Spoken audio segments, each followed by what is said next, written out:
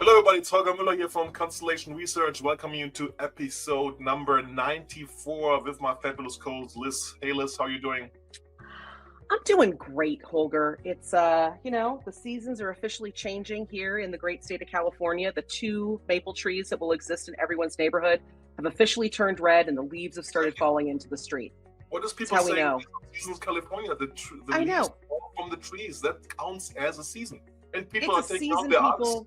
arcs, so it must be winter. Listen, just because it's always sunny in California is not our fault, but it is our pleasure to be here.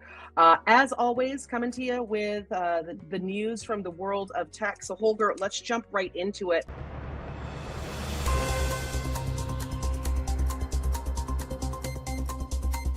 What's happening in the news? What's happening in your world? You actually had a pretty big, you've seen some CEO shakeups, but you've seen a pretty big name landed a pretty big name.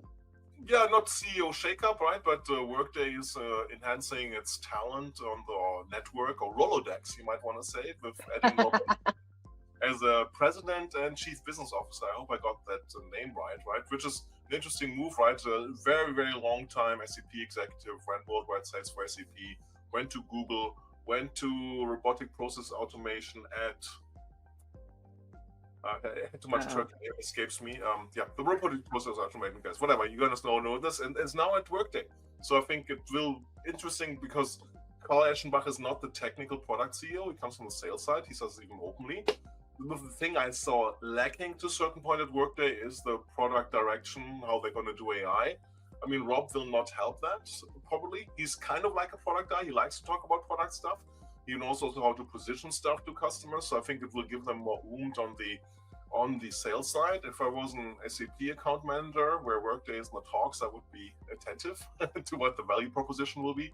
So I think it's a great hire, but it helps them more on the go-to-market side than on the product side, where I see some things they can do better, need to do better, and need to move faster on. So I'm super curious about this because I think there have been some CEO moves recently. I mean, I'll use the move in the CCaaS space of at NICE, you have long-standing CEO, you have Barack leaving. This is a man who saw revenues triple, right? You saw this huge growth over the past 10 years. He was with the company for 25, certainly there as CEO for 10, public company.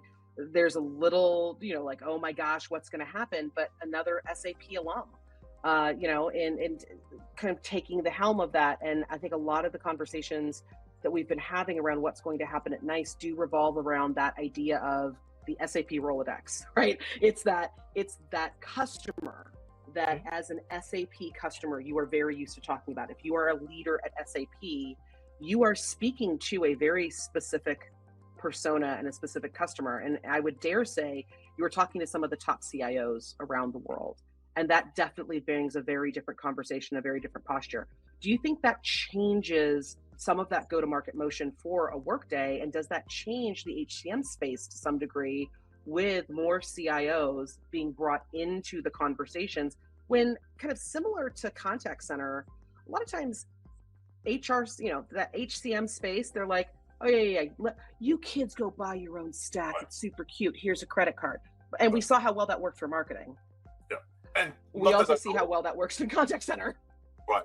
And not that I know what Rob Ansel's job description or bonus structure is, right? But the purpose must clearly be for work to be positioned not just as the HCM vendor, but as the ERP vendor, as the platform, as the alternative to an SAP, to an Oracle. And software is the business of trust, right? You can't say, hey, I'll inspect your first deliveries, we test them and so on, we see what the quality is, our engineers look at it. It's ones and zeros, you can't see that, right? It's the salespeople you see the most. If you're a big customer, you see all the way to the executives. I always recommend talk to the product guys. You'll have a much more honest conversation. They're not being measured at the quarterly revenue. That's my advice. Sure. I think that sales guys would never tell you not the truth about the product, but that's where the trust is being made. And if somebody has delivered to you and says, I'm going to deliver to you again, I checked this, I live this, I put my livelihood, my career on this, it carries a lot of weight for people. And so it will definitely help. Who in the HCM space does this impact the most? Yes, it impacts Workday. Clearly, they're getting a new CEO. But who sits up and goes, "Oh, snap! We gotta up our game. This is happening." Is it really success factors that start sweating, or are other players going to start to kind of wonder about where they fit? Right, great question. I think from a traditional muscle memory, it's of course success factors against our SAP HCM versus Workday HCM. Workday has some wins in that field at SAP customers, right? So that's the traditional memory. But then the realization will be, oh, this could be a bigger or is a bigger play, right? Is Workday Finance really ready for all of Europe? Where there's a lot of SAP customers, let's forget this, who have a 2027 gun to their head, where they should need to upgrade, right? We'll see if the deadline stays fixed.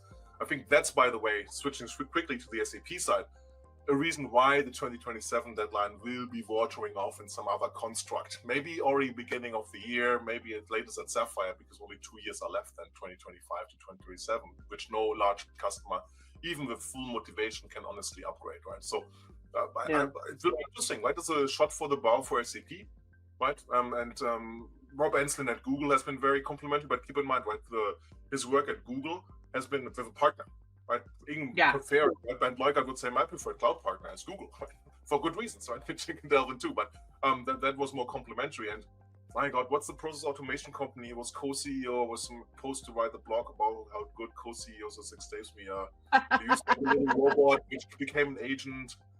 I didn't manage to make it to that conference. Shame on me. Wow, it's too much turkey. Well, we'll put it in the show notes or something, right? That's what they always say.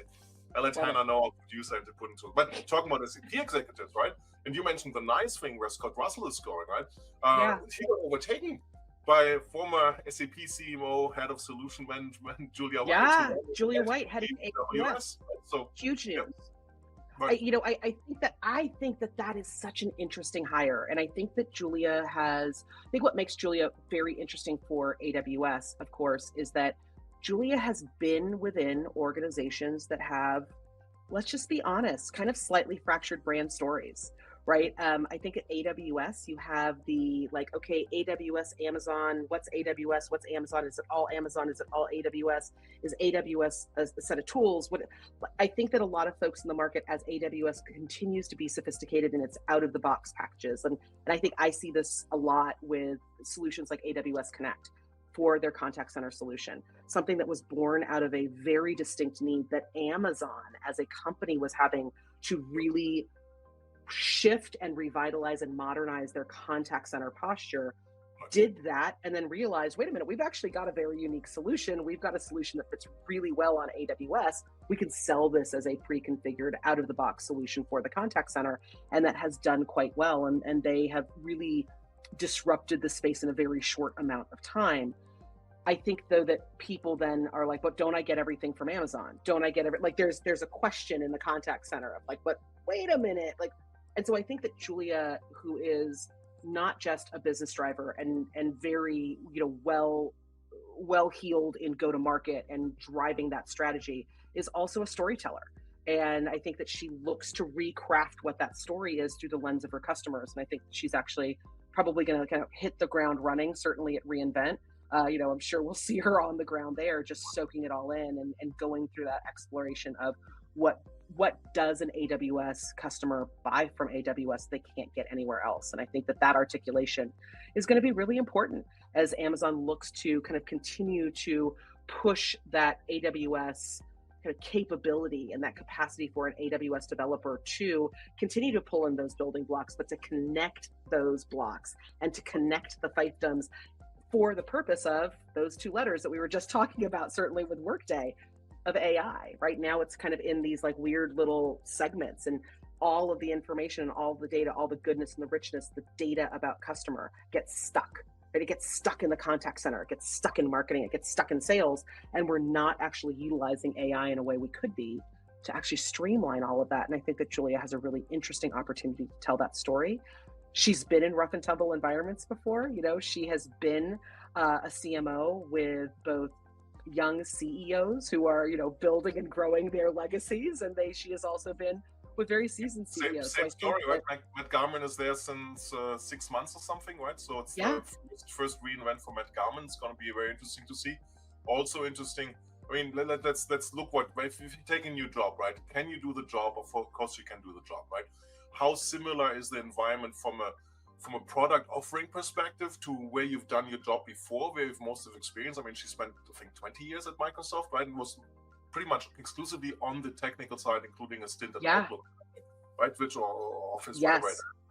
So it's mainly technic-centric, and that's much more a fit on the AWS side than the SAP side, where the technology is there to serve the applications, right? All the plans to have separate HANA platform, other people build on it, that's all buried by now for good reasons, I think, personally. But so very different. And then you have the whole multicultural side, right? You have a hard, fast, very hard-working AWS in every aspect, right? They come back to us all the time. I mean, we just at reInvent preparing things and see like at the meeting invites already all squared up, right?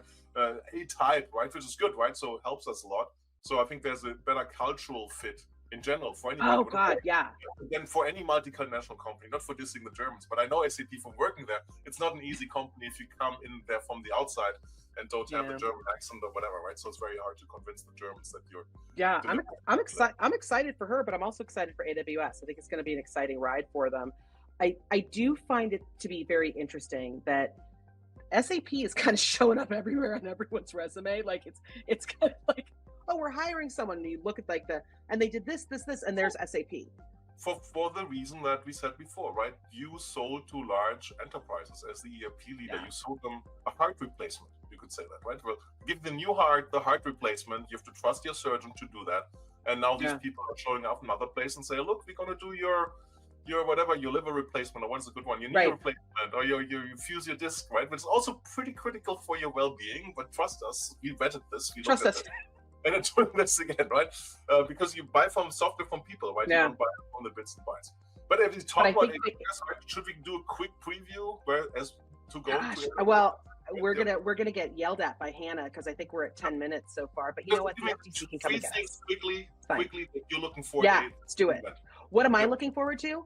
I'm really looking forward to both hearing more reaction on the ground from Connect customers. Because I think I'm going to be able to see that from the developer side and from the people who are actually implementing Connect. You know, folks who are probably about a year into their implementations, they're expanding their agent seats, they're expanding all of that. But I also get to see what's happening on the advertising and marketing and what's on the sports and gaming side. So AWS and reInvent is one of those really wonderful opportunities. And certainly at AWS, it gives me the opportunity to kind of flex the first 15 years of my career in professional sports and to be able to work with their sports and gaming folks and to be able to hear what a lot of these organizations that are often seen as entertainment. So they're often cast in this very frivolous light, like, oh, it's entertainment.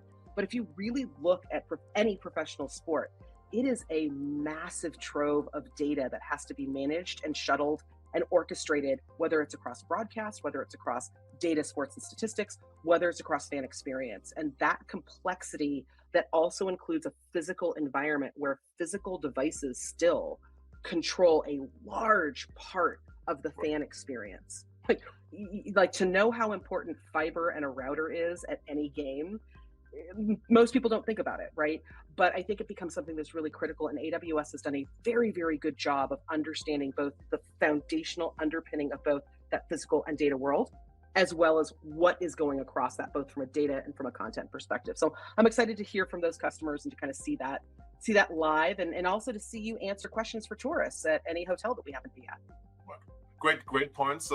Shameless self-promotion, right? Later you will see a former SAP CMO, Jonathan Becher, now the CEO in charge, and I wouldn't steal away any of his thunder. All I'm going to say is Total Takeover, TT. Watch that episode with Jonathan where I had the pleasure to talk about. That's coming up, but like I'm just gonna, here's my last word on Jonathan Becher. You may have won the last game, Becher, but we're still in King's country, brother. Fan rivalry. So my things at AWS reInvent, right, are obviously, right, the most ambitious AI strategy with Q, right? Nobody has literally boiled the ocean. Not surprisingly, it even takes an organization like AWS Younger to show showcases. So really important to see how those showcases are coming along. Right. The other thing, of course, is let's forget about the enabled AI, which is Q, to see what are they really doing on the AI front to create the lakehouse capability, bring that unified data structure together, which will be their foundation internally too. I think it will be working because, like you said, AWS serves Amazon. Amazon needs some of these capabilities, so it's always good for a customer to stay in the keelwater of Amazon from a technical capability because AWS will deliver it. And then we'll see what other big surprise they have. And they usually have a big surprise, right? There's usually big surprises.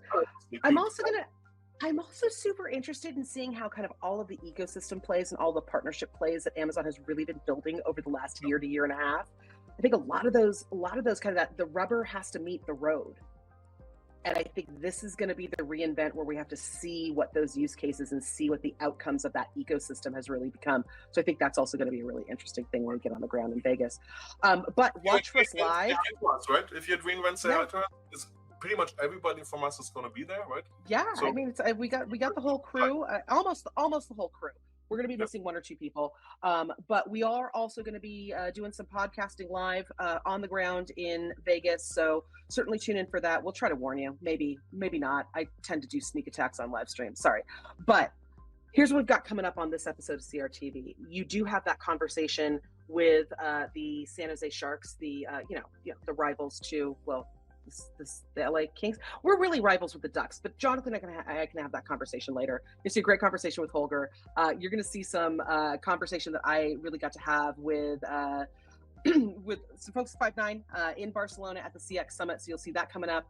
Anyway, listen, folks, we are out of silly season, thank goodness, but we are in a very important season called the holiday season. So as we head into that, listen, from both Holger and myself, have a happy holidays, whatever holiday around the world you are celebrating. But stay tuned for these interviews. They're going to be awesome. We'll be back in a minute.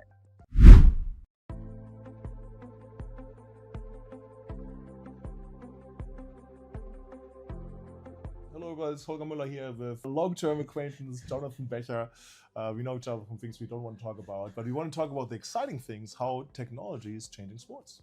Holger, good to see you. And after likewise, do I only get to see you once a year? Is that once how this a year works? in Half Moon Bay? Kind of like how it works. It's a tradition. Yeah, make it to the Shark Tank. Do you want to come out? Sometime I have to. We have a game tomorrow. What are you doing?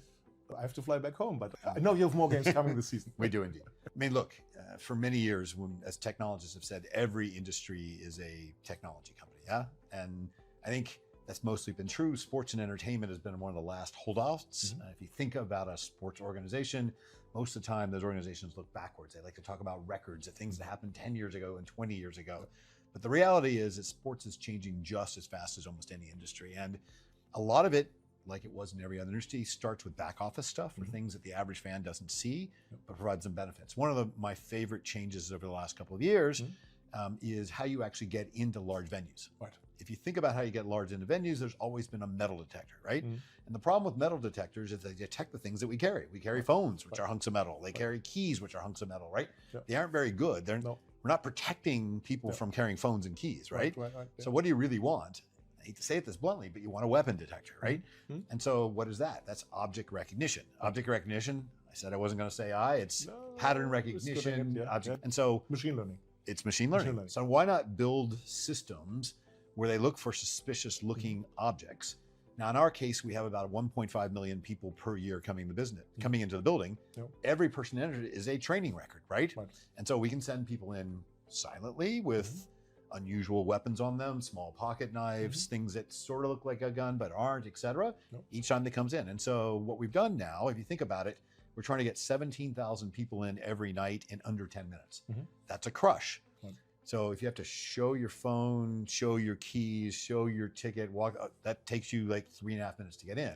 If I can reduce that time to about 15 seconds by not having to do any of that, then people are much happier. And when people are happier, their experience goes up. And so is that AI? Is it machine? It doesn't really matter. It's solving a fundamental problem. It's fan experience. It's customer experience. Exactly.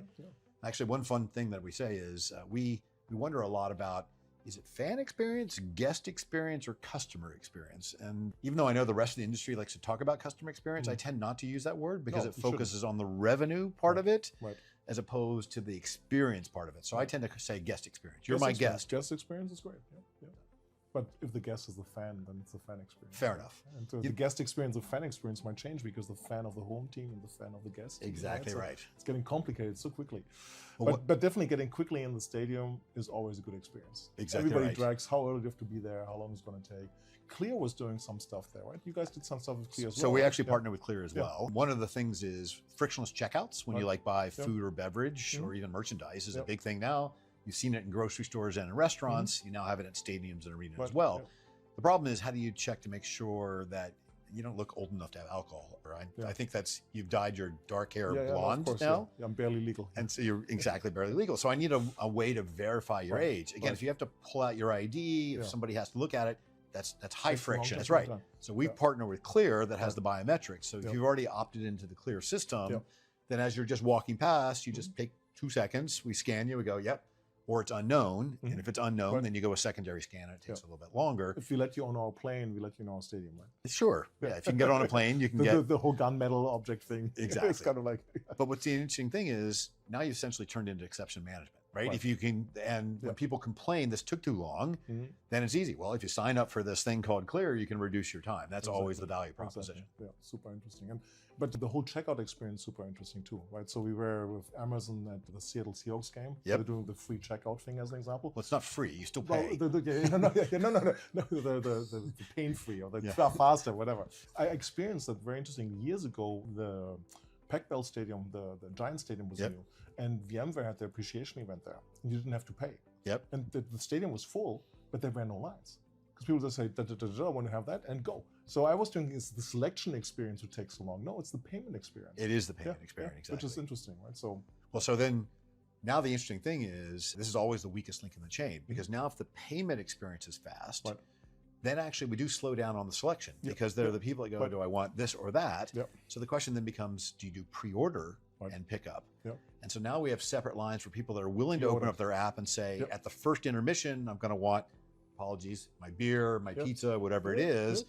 They go to a second round, second line than those that are still wondering what they wondering want or what they not. want, yeah. So you can speed up the selection and the pickup, but independently. But if you will my want. pizza still be hot? Maybe be cold. Well, so then you actually, if you tell me when you're going to pick it up, it'll be There'll just in time. for that. Exactly. If you Just in don't- time pizza and you- beer. Who that's doesn't got want that at a big game, right? They don't want to mess with it. Turns out pizza is not the most popular thing, as it turns out anymore. Yeah, what's the number one selling item for What you? would you think the Okay. number one selling item is? Water. Actually, water is by far the number one selling item. Well done, Holger. I knew I couldn't Well, get it. I'm sustaining the demand for this. So I only get Okay, water. fair enough. How about food? What would you say the number one food is? Nachos. Sundae. Ooh, good. Not nachos is yeah. in the top 5, but Yeah. not number one. No. No, chicken. Chicken. All varieties of chicken. Healthy living. Healthy living. Well, Chicken I'm not better sure than red all the meat. chicken is as It's healthy as you think it is, but Yeah. fair enough. Okay. So, but you did something really interesting just recently, right? Which I've been thinking of the whole time. Why do I see all this confusing advertisement there? Distracts my attention from the game. I know the brand, right? I mean, I used to work for SAP. You see SAP and you're like, oh no, I don't want to look at the SAP sign. I know that, right? You did something super interesting. Tell us more about that. Yeah, so if you've been to any professional sports organization, if you've seen NASCAR, et cetera, you know that more and more traditional brands are trying to associate them with sports. Right. Why? Because there's passion in sports, and if you can take that passion in sports and circumvent it on your own brand, Mhm. which may not be quite the same level of passion as sports or music or other things as well, Right. you get some brand association. Yep. The problem is if you have too many different logos and displayed, then the awareness of what did I actually see goes down because there's conflicting logos. And in fact, I mean, this has been a joke, and I apologize for anybody that might be involved with NASCAR. It's been a joke of that too many logos on the hood. Can't recommend. NASCAR shirt, right? There's even a name for it, right? There is. NASCAR slide, if you say that, right? Yeah. Exactly. So one of the things when I looked at the game of hockey, which is the one that I'm involved in these days, is the boards that go around the rink. Right. There are lots of different logos there. Mhm. In fact, in one camera shot, you can see 12 different logos. Yeah. So it occurred to me that is great when you're in stadium, in arena, because you're going to fixate on one or two places at a time. But when you're watching on TV, Mhm. your recall of those logos go down. Yeah. So the question I asked ourselves is, could we do a total takeover? Mhm. Would it be possible for us to hide all the logos Mhm. that are there physically Right. and digitally reinsert one logo at a time Overall, yeah. on top of all of them? But Yeah. not just where logos are traditionally, Mhm. but anywhere on the display surface. So Right. we partnered with a company that actually uses, again, I'm not going to say AI. No, machine learning. This is machine learning with learning, yeah. object recognition because it turns out the camera moves quite quickly because the Right. puck in hockey Yeah. is the fastest Yeah, moving yeah, sport. So of this course. is hard to Yeah, do. Yeah. And for between 30 and 90 seconds, Mhm. depending on the game situation, Okay. we can do a advertising total takeover. Amazing. And right now, the insertions happen at fixed times of the game. Mhm. But the second generation, what we're trying to do is make it context aware. Dynamic, yeah. So dynamic for not just what's happening, a goal got scored, a penalty Right. got called, Right. but increasingly dynamic based on your viewing preferences. Oh, interesting. So if I know you're at home, Personalized. personalized as well, Personalized. because one of the fundamental problems with TV, Yeah. the word broadcast literally meant broad. Exactly. Everyone gets the same Yeah. thing. Death of advertising. That's exactly right. We want narrowcast Yeah, yeah. where Holger, because I know you're a teetotaler. You don't drink get at all. I get the water. You get the water. Yeah, I'm never going to serve you a beer ad. No, I'm going to serve you the very expensive water ads instead. Exactly, yeah. The high-end Fiji water out of volcanic whatever pieces. Fiji did not pay any money for that endorsement just then. No. That's totally coincidental. Exactly. Right. Just talking about prices here. Yeah, very interesting. And the technology behind it is real time on the TV broadcast? That's correct. Okay. So, people in the audience still have whatever. People in the audience still have the same. You can't touch the contract. That's exactly right. Yeah, exactly. So this is only, and right now we can actually make it based on which audience. So it could be just the home team display, just the away. Great. We can say at home it's just this DMA and not that DMA, etc. Okay. And it's even on the floor, right? Because the floor sometimes that's also fixed. Yeah, we call that ice. Ice, yes. That's right. So we can actually. Is the advertisement on the ice or on the floor under it? It's actually projected on the ice. It's projected. Well, so to be fair, in person, it's actually on the surface below the ice. Yes, that's what I saw. But on TV, it's projected on top of it. Yeah. In fact, we can project it on the glass as well. So that glass is what protects the players from, the pucks from going into the stands as well. Ultimately, we think we can project it on the puck itself, although it's a little bit of a small surface. Yeah, small. And then the funny thing is, we've been experimenting with, do we project it on the uniforms? Yeah. But I don't think we're really going to do that. Okay. Super interesting. The technology can do that. That's correct. On the uniforms, because people are moving more, like surfaces easier. Exactly. From a geometrics thing, remembering my math a little bit. But here's the interesting thing. And so maybe the advice I'd give technologists, even though I'm not at a technology company anymore, I still view myself as a technologist. Just because you can doesn't mean you should. Exactly. And the classic example in sports is variable-based pricing. So now we have complicated models with 20, 30, sometimes even 40 different elements, day of the week, opponent, weather, traffic, your background, et cetera. So we can price a seat down to the individual seat. If there are 17,000 seats in the stadium, we could create 17,000 different prices for the same game. Perfect, yeah. But think about it. You and I are sitting next to each other. If your seat is worth $1 more than mine, just because I can, if you find out that I spent $1 less, you're going to be pretty annoyed. Yeah. And so the question... We're used to it from airlines. Right? Nobody has paid the same for the ticket, right? They're sitting next to each other and the same ticket. Fair enough. But, it's funny. On the consumer side, the passion matters more than revenue maximization. And so that's the question. Am I in the revenue maximization business or am I in the guest experience business? If I'm in the revenue maximization business, I probably should, but I think I'm in the guest experience business, so I probably shouldn't. Fair enough. And have you just started this? Has advertisers seen some ROI on it already? Does it make a difference? So Total Takeover was launched on October 10th. That was our first, actually October 12th. It is literally brand new as we sit here a few days before American Halloween. And we've had our first 3 people take us up on Total Takeover. Well, I guess one I can talk about publicly because they gave me permission, which is Coors Light, the beer company as well. And 2 of the 3 have already more than earned their ROI back. Oh, excellent. So how do they measure it? People running to the Coors, opening the Coors beers when they see the fridge then? So you know what? It's funny that you asked that question because probably one of the most secretive thing in American advertising is how people actually measure ROI. Yeah, of course. And virtually every brand measures it slightly differently. Of course. So marketing lives from transparency, right? So I managed not to answer your question then. Yeah, very cool. No, it's totally fine. But good to see that the ROI is there, right? It is. Intuitively makes sense. I only see this thing, right? Yeah. Okay, so what was the most recent thing before they used technology to make the guest experience better? So we talked a little bit about the frictionless entry. We talked a little bit about the transactions. Right. Not in any order, but I'll tell you another one that jumps up in mind is this started years ago, but now it's been taking up. Is another point of friction is cash. Yep. And there's a funny nuance because your initial reaction is, it takes time for people to give you cash, so we should go cashless. Right. The problem is even here in Silicon Valley, and we're doing this thing in Silicon Valley, there's a whole collection of people that rely on cash as an ecosystem, and going cashless disadvantages that group. So that feels wrong because that's back to fan experience problems. If you say I'm only going to accept debit or credit cards, then it's hard to know exactly, but I'd say somewhere between 10 and 20% of our fan base, our guests, particularly on the concert side, more than on the hockey side, didn't feel bad.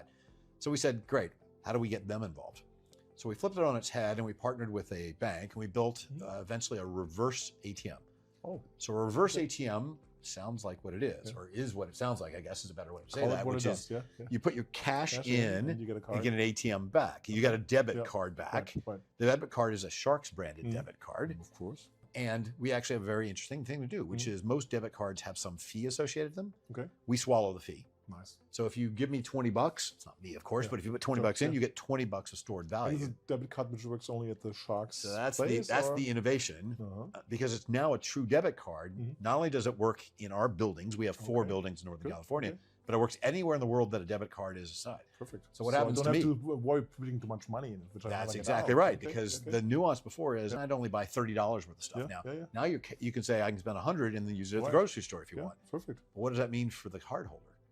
That means suddenly I have data not on just the transactions that happen in the building, but the transactions that happen wherever. But it's anonymous. No personal identification as well. So I can go back to my brand sponsors, pick on one of my favorite and say Coke versus Pepsi, we're a proud Coke building. Turns out that people don't just buy Coca-Cola products in my building, but 61% of them actually buy it in their daily life. After a total takeover of the arena, you got it. You use the Sharks card to get 10% off on the... You want to know the hint of how I know what ROI is that's not just limited to transactions that happen in the building. Very interesting. Very cool for your recent thing, the reverse ATM. You heard it here first. And what's coming next? Can you share something? Wouldn't that be competitive disadvantage change next? So no, I'm just kidding. I would say personally, because there's lots of innovation happening everywhere, where I'm most interested in is how to actually use analytics to change the way the game of hockey is not played, because the rules are the rules, but rather how we prepare people for the game of hockey. In the same way that technology has been used for educational systems, they haven't really been used for what we would call player development systems. And in most sports, there's a set playbook. There's a set way you do that. What makes hockey unusual to American basketball, American football, all that, is there's not set of plays. American hockey, ice hockey, is more of a chaotic system. For those of you that might be math oriented, it is stochastic models, not linear models. And so the way to train people is by exceptions. When the pattern that you expect doesn't happen, how do you actually react? And that's harder for humans to track in 60 minutes of game times, easier for automated systems to do that. And we're starting to invest in those kind of things. And telling you how you should better train is different than telling me how I should better train. And doing that is where I think the next generation is going. Yeah, I think there's huge upside in training by digitization, understanding what people are doing from a game for another game, understanding the opponent, by preferences of players, skate to the left, skate to the right, goalies moving to the right, to the left. There's a super interesting thing also AWS has done. They digitized all the Bundesliga soccer games. And they came out. You're telling me I don't know what Bundesliga is? For the audience. For the audience. The German professional soccer team, the Premier League of Germany, to translate it, right? Because all Americans know the Premier League. Bundesliga, what is this guy saying? And they have the expected goals. Yeah, which is super interesting, which I would love to see in anything. I would like to expected basket, expected goals in hockey, so I know who's been lucky, who's not been lucky, right? Would love to see more of these stats, to see that. Well, that is one of the new hot microstats in hockey, which is saves. So goalie saves above expected average. Oh, okay. So then you can debate to whether your goalie should have saved a few more and let it Kevlin or saved a few less as well. But I'll tell you, one of the very simple practical things that we're working on right now is, are you training too hard? One of the tendencies, particularly for younger players, because they want to prove themselves, is to spend too much time in practice, to exert movement. Hockey season's 82 games long. If you overtrain at the beginning, you don't have the energy to finish. And so that's one of the things we're working on now. Super interesting. So, well, we'll do the lactic acid test every day. Yeah, fair enough. Perfect. Thank you so much, Jonathan. Pleasure as always, Holger.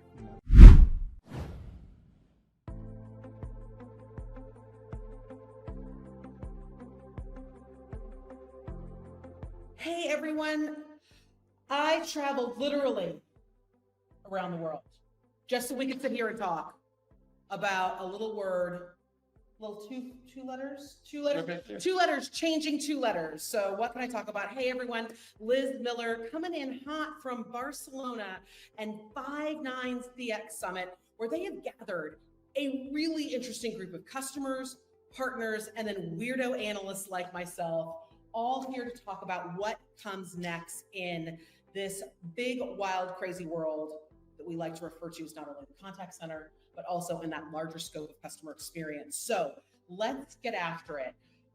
All day today, I have been really enjoying the conversations where people have been talking about how to substantively take AI and actually drive value, sometimes in some small ways, sometimes in some big ways. What are you seeing with your customers, with 5-9 customers, really making an impact? Because for about a year, I think everyone was like, AI. And now people are like, AI, but with value. with value.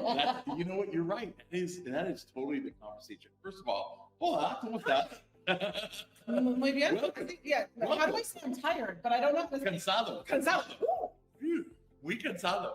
So, well, first of all, welcome, because I am on this part of the world, living in Madrid for a little while and sharing time in the U.S. and all over the place. So great to have you on my side of the world. So it's fantastic. The question is AI. Well, top of mind for everybody. If I were to break it down, 2023 was the year of failure. It was absolutely the year of failure. You saw some things happen like, well, Air Canada is a perfect example. I hate to pull out Air, but that one everybody knows about it. It's all over the news. Sure. Make up your own policies, governance. So it's kind of like that. Headline maker. 2024, the year of learning. So as we're going through this, and I've talked with a lot of different executives all over the world. Not just here in the Iberia region or Latin America or the U.S. I mean, Germany and the UK, everywhere that I've talked to people, it's like 2024 was that year of learning. And I feel that 2025 is the year of execution. Are you seeing, because we're seeing very similar things in that we're seeing that a lot of people kind of experimented, a lot of people put things in the sandbox. I think a lot of people tried things, kind of just the here and there experimentation. Yep. Do not get me started on my overwhelming question of why were we experimenting with our customers? Yikes.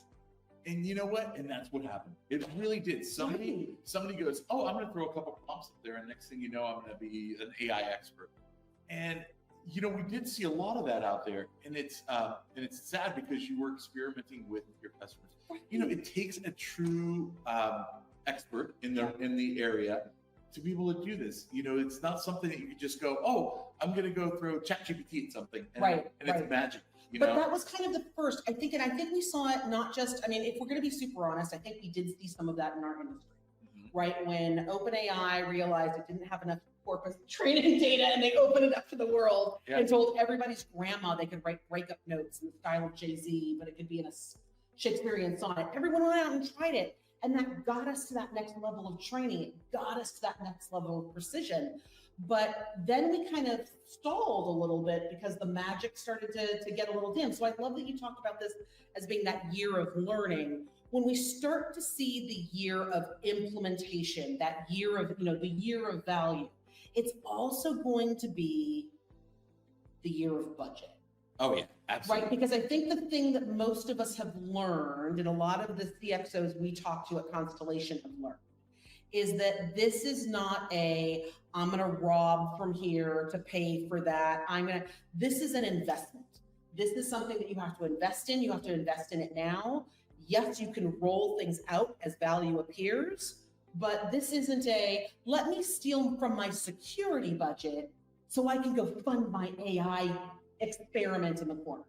No, this is, you better carve out some money to do it because, to do it right. You can always try to skimp out and do the year of 2023 all over again, the year of failure. We don't want to do that. Don't do that. Right. So if you look at it, we've talked about the new CX. Yeah. The new CX. What is the new CX? So, I've been doing this for a little while, just a few years. I'm kind of young, but, we'll just call it that.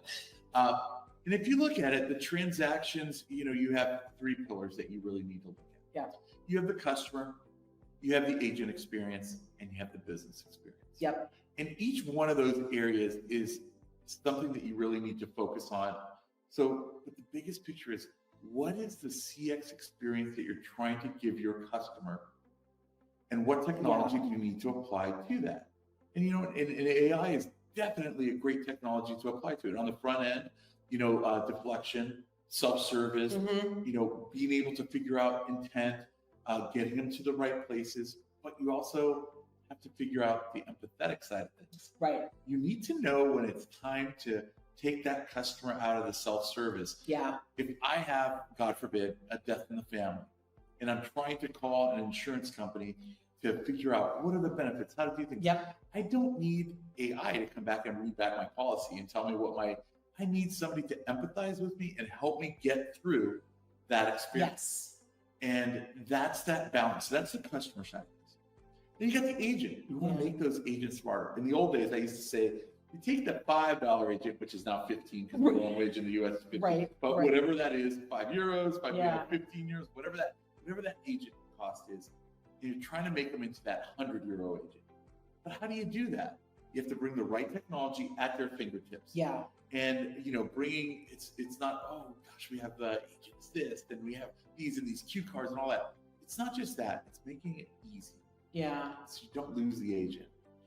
Yeah. It's so interesting that you say that, because I think every area of kind of the strategy known as customer experience, we kind of broaden the lens out. So at Constellation, when we talk about customer experience, we're really talking about that enterprise-wide team sport strategy that is intentionally developing experiences and engagements that create durable, profitable relationships with our customers. Right? Sure. That's CX strategy for us. And when we start to kind of extend that lens out, it's really easy to see that this transformation, kind of this bumpy road, has happened across lots of different areas of the organization, right? Marketing has been through this. Yep. Sales has been through this. We have had to get tools into our sellers' hands to ensure that they can sell from anywhere. We can make sure that our customer is not feeling that this is some predatory, we followed you and now you have to buy from us. Yeah. But you always have to make sure that it is following that durability and profitability for the organization, for the enterprise, right? How do you continuously make that happen? I think the interesting thing in the contact center is that when we talk about the application of CX strategy in this space, we somehow only focused on the business goals, and we completely forgot about the goals of our agents and our customers. We kind of treated them like they were both equally the enemy. Right. Because we created these like, get off the phone, no, be on the phone, no, you call us, no, go hunt for the number. And we kind of created all this culture of really disliking people. Yeah. And now when we want to apply AI, a robot, to it, there's kind of this like cynicism, I think, that the rest of the organization feels about this push to have one of our most important frontline CX assets, the contact center, be one of those leading edge AI pieces of the enterprise, because they're like, oh, you're just going to go automate that process. But that's not what's happening here with your customers. And I think that's what's really interesting. I think your customers and what they've been talking about all day has been about how they actually, because they went through the year of experimentation and failure, because they went through that year of learning, that the biggest thing they learned is they needed to stop, step back, and reassess what process they wanted to automate and why. True. And how did they look at those two lenses and then looked at how that went back up to their business decisions. So and I love that that's the culture. I love that that's kind of the vibe that's been running through CX Summit, which I think is awesome. How are you seeing that play out in the regions where you are really, where your heart is, in Iberia and of course in Latin America? These are locations where people expect that human touch. They expect the communications. Listen, Latins are a lot like Asians. We're talkers when we're getting on the phone. Absolutely. Right? Like we want to have the convo. The Greeks are right there too. The Don't Greeks think are the Greeks right are there. Koreans will be on the phone all day. Like you can't stop us. Right. But I think that it's that value is also part of that culture, is part of that empathy. Where are you seeing some of your customers across the region really representing that cultural fit, but then also that dive into AI? So first of all, I believe that the adoption in the Latin American markets, in Ibero-America for that matter, the reason I always lump those two together, you see a lot of influence from Spain and from Portugal into the other markets, and you have a lot of decision making here in Iberia, and then it gets pushed out to LATAM. Sure. And that influence goes back and forth. I believe technology is definitely at the forefront. I've seen more activity from the last 3 years, everybody trying to automate, everybody trying to use the newest and latest and greatest technologies, everybody trying to push the envelope. And so I believe that they're taking these transactions and really trying to go to the next level. So let's start by this. Interesting. Over 60%, it used to be 57, but now it's over 60% of people use WhatsApp. in Yeah. Latin America. Yeah. And if not other places, but not in the US. So if you look at those channels, it's automating those digital channels and voice WhatsApp too. Yeah. Digital voice, and automating those channels, bringing the right information to the forefront, putting the right integrations in place. So where do I see that going? I see it going for the ultimate goal, which is bringing that great experience and making it the channel of choice for the customer, not the company. So I always talk about not omni-channel, it's opti-channel. Mm-hmm. It's the optimal channel for the customer. And I think what we're seeing is that you have a lot of forced transactions because this is the way it has to be. But the customer, once again, going back to the same example, if you have me in a self-service and I have a crucial situation within my family and I want to get out of that channel immediately and get somebody live, I want it in my channel. I want it in my channel. Absolutely. And you said something that I think is so critical to all of this, which is none of this works unless we've taken into account what your individual market, what your region, what your, what your city, what your street, and like, you pick where you are, but you pick where your customer is. That decision to engage and have that channel of choice be WhatsApp, but then maybe switching to web, maybe switching to text if the person has to get off the phone. Sure. Like there's a lot of asynchronous conversation that also includes asynchronous channel, and being able to seamlessly switch and allowing that person to navigate their own story and be their own not only storyteller but production team as well becomes really important for people. We heard that for all generations, right? Are you seeing that across Latin America as well? I mean, are you seeing this kind of need for like, hey, I'm not going to sit here. I'm not going to sit here on my, I'm going to keep moving. You have to come find me. So it's more than interesting because one of the great conversations I was presenting to 150 people at one of the banks in Colombia. I won't use any names or anything. But we're sitting there talking, and they have a mix of a lot of different solutions. And one of the solutions wasn't able to do a certain functionality. So we talked about how they were losing thousands, if not hundreds of thousands of calls a month. The cost factor for that, and I asked them, how much does a call cost? And, all that stuff. And it was like in the millions, what they were losing a month in lost communications. I said, well, this is really easy. You know their information because they're calling it. You or they're accessing you. This one was for phone. So they're calling in. You have their information. Why don't you just call them back? Or you have their other information. Why don't you just tell them or email them or something because the other company that we use for the dialer, it's because the other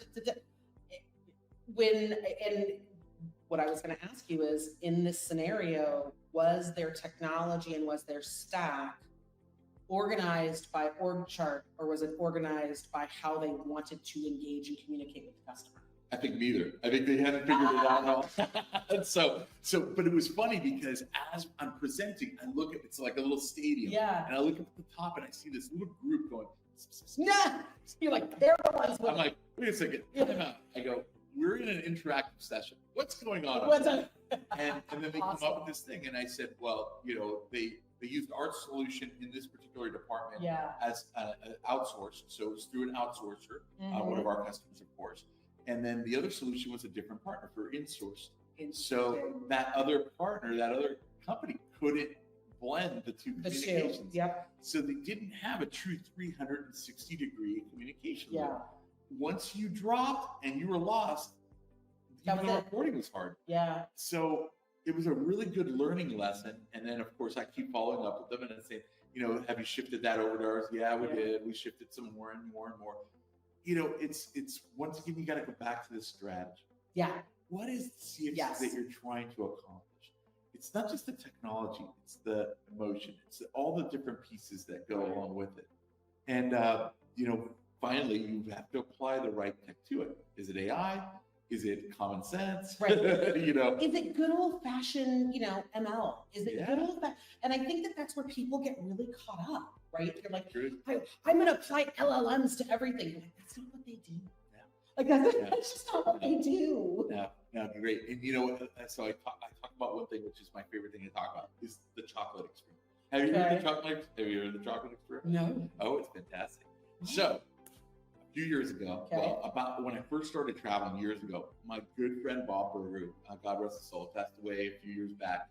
But Bob comes up to me and goes, I like to bring chocolates to the flight attendants when I come on the plane, you know, just a little something, sometimes a little small one. Okay. I go, you know, so I adopted that. And I've been doing it for years. So when I come onto the airplane, I'll have a box of chocolates, little ones, sometimes bigger, depends on how long the flight is. One for the flight attendant, one for the pilots. Mhm. And, you know, I'll come on and to see the smiles, to see the energy you get from it, not everywhere. So this is the experiment part because it's cultural too. Yeah. So you get on it, and the first question they usually ask is, why? What? And I go, because. Yeah. Right, because Yeah. your job is so hard. Yeah. And you need to be recognized sometimes for the things that you do. Yep. And it's an emotion. And from there, you start to see this incredible emotion. I don't like to be treated special or anything like that. Not, I mean, we all kind of do, but this isn't what it's about. It's about to be the emotion and the happiness and the energy that changes sometimes across the entire plane. That's so great. I think it's one of the funny conversations that we don't have. Or to be fair, I think we stopped having it because it felt unnecessary. Sure. But there has to be a reminder at some point through all of this, is that when you start to look at customer experience, and we have so many different dashboards and analytics and metrics and all the things that we can look at, right? We can measure success by tilting our head and squinting, right? We can come up with whole lots of numbers. But I think the reality is that when our end customers judge customer experience, it is about the apostrophe S that we conveniently leave off. It's our customers' experience. And the durability of that experience is only judged over their feelings, their reactions, their memory, their muscle memory of the accumulation of experiences they have. Absolutely. And we have a ton of studies, and everyone has studies, where like, if they had a negative experience, people had stomach aches and heart attacks. And like, those studies have been going on since, you and I probably both had uniform color hair, and mine didn't come out of the bottle. Like at least 10 years ago. No, right, like maybe 5 years ago. We're five years ago. But I think that we forget about that, right? That it's about the accumulation of their experience. When we put our customer hat back on, we remember that it's the accumulation. It's not just one. And yes, one horrific experience. I was joking with the Gen Z panel yesterday. Hold on to your rage, people. If you have a negative experience, I'm Gen X. I'll hold on to my rage. I will hold on to that like a cherished Gen X piece of too, chocolate. right? Like we'll be like, oh, I hate this airline. They did me wrong once, and I will tell everyone about it. You know what you did. But when it comes, But we're not going to mention names. we're not going to mention any names except for Air France who did me wrong. But that's fine. It's fine. Don't worry about it. But here's where I kind of want to bring us home.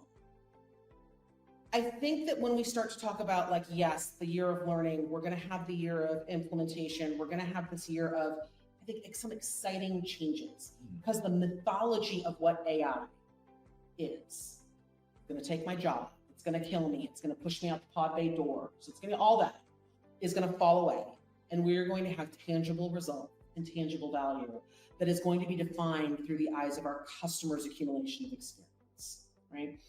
If you can think of like 3 things that you are putting into that New Year's resolution, it's all going to come true. Like, here is a gift for all of your customers. Here's a gift for anyone who's kind of working in this customer experience space. What are the 3 things that you've learned, not only just as your expertise as a strategist in this space, but also from your customers?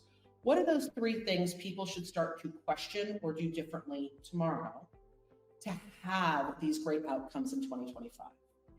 Well, I think the first thing is people first. Okay. People first, whether it's your customer, your agent, or your business. Yeah. Applying this technology, it's technology. It's only as good as the people that you have. If you churn a customer, one bad experience does lead to lost customers sometimes. That's one of my philosophies. Yeah. And I'm one of the lately I've been really flexible. Hey, maybe in my old age, Yeah. I have to be. Like, hey, but there's, win-back strategies are also excellent and should also manifest in customer experience, right? Absolutely. So, but you got to think about what your customer feels, how you do it. Apply that right technology at the right time. Have the empathy to understand that some people don't appreciate being, pushed off, especially in an empathetic conversation. The second thing is your agents need to be retained. If you have less turnover, happy agents, happy customers, happy agents, happy supervisor, because they're performing. Yeah. So it's this matrix of greatness. Yeah. And then finally, figure out what that end result is for your business. What are you looking for? What are you looking to measure?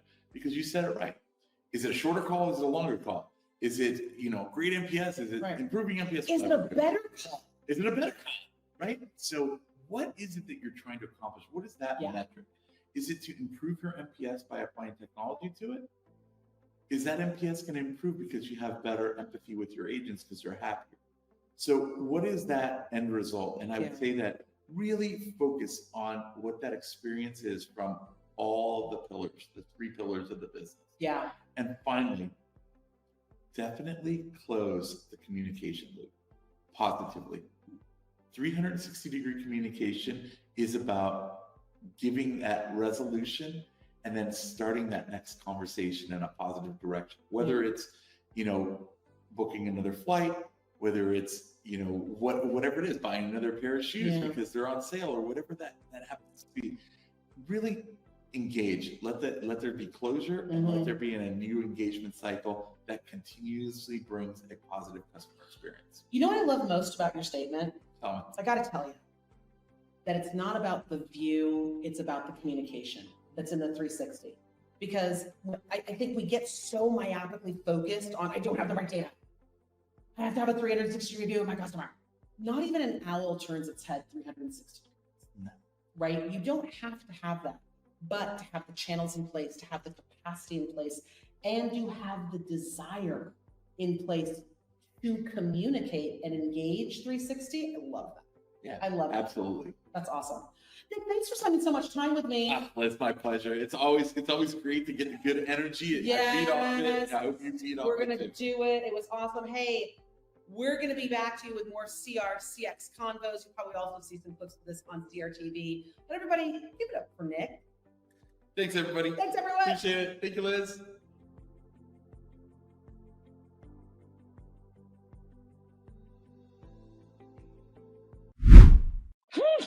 Good conversations, Holger. I like that. But yeah, it just proves that we can interview on the road, but we're all around the world and we still come back to do these with you guys. But listen, thanks for joining us for this episode of CRTV. Next up in our podcast drops is going to be Martin and Larry coming to you with episode 95, milestone episode, guys. I like that. So stay tuned for that. But on behalf of everyone here at Constellation, follow us, CRTV_show. You can always follow us on X.